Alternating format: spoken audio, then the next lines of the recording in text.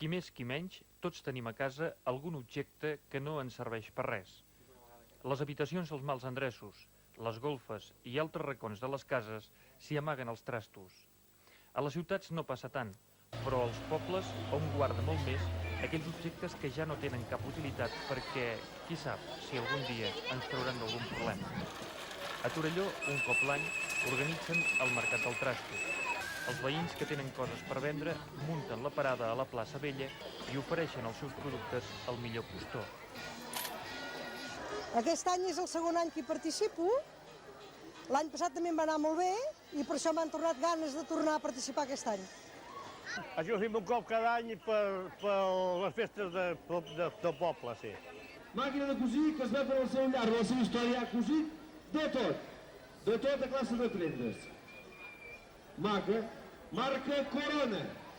Alguns objectes no són venuts directament, sinó subestats. En un to desenfadat es succeeixen les ofertes. Tant pot ser que per una ampolla de cola se'n pagui 4 vegades allò que val, com que d'un objecte de ceràmica no se n'arribi a pagar ni la meitat del seu valor. Doncs me la quedo perquè em fa il·lusió, perquè en tinc 3 o 4 d'elles i faig una mica de col·lecció de màquines antigues.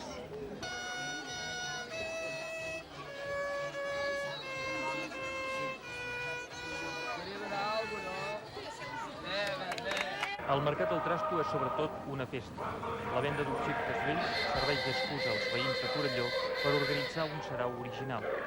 Una orquestrina anima els clients d'una improvisada taverna i un autobús que ja havia estat jubilat recorre els carrers amb uns sorollosos altaveus convidant a tothom al mercat. Per què els veig aquest cas? Bueno, doncs jo, perquè com que en tenim masses, doncs els tindríem que matar. Sí, el Mercat del Trasto va sorgir l'any 80, ara fa 4 anys. Això en principi va sortir com una idea en el sentit que, com que s'organitzaven els focs de Sant Isidro, hi havia l'equip de Gresca que organitzava aquesta activitat.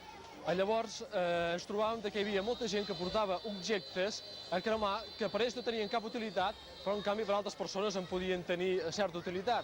I ens vam plantejar la possibilitat d'oferir a la gent o poder-los adquirir aquests objectes.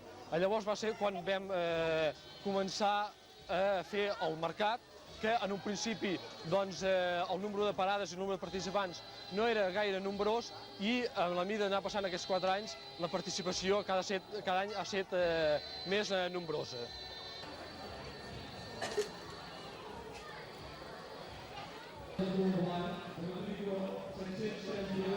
Cada any hem procurat que hi haguessin algunes novetats que caracteritzessin i que fessin una miqueta diferent cada any.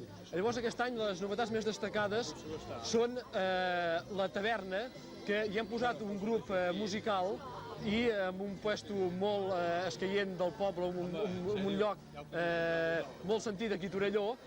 I per l'altre cantó també hi ha la innovació del trastobús, que això en definitiva és un autocar que es passeja ja una setmana abans de la data d'avui perquè tota la gent, avui en concret, pugui venir aquí al Mercat del Trasto i com que el poble de Torelló queda molt ple de cotxes, tingui la facilitat per arribar aquí a aquest punt. Cada vegada més, però, els antiquaris i col·leccionistes s'hi apunten. La festa per la festa, si res no ho canvia, anirà donant pas a una festa comercial. De moment, el Mercat del Trasto conserva les característiques amb les quals va néixer ara fa 4 anys. D'un no res, se'n fa una festassa.